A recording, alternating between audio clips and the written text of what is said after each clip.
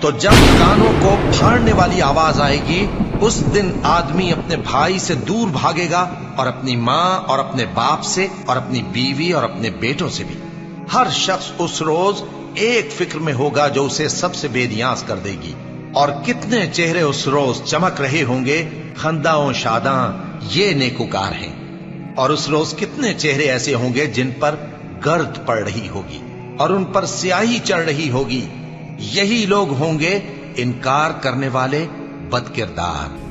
فَإِذَا جَاءَتِ الصَّاخَّةُ، پھر جب وہ آ جائے گی کان بہرا کرنے والی آواز،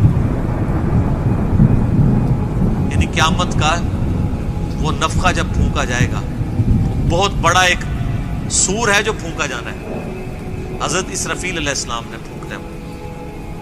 جب وہ بڑی آواز آئے گی نا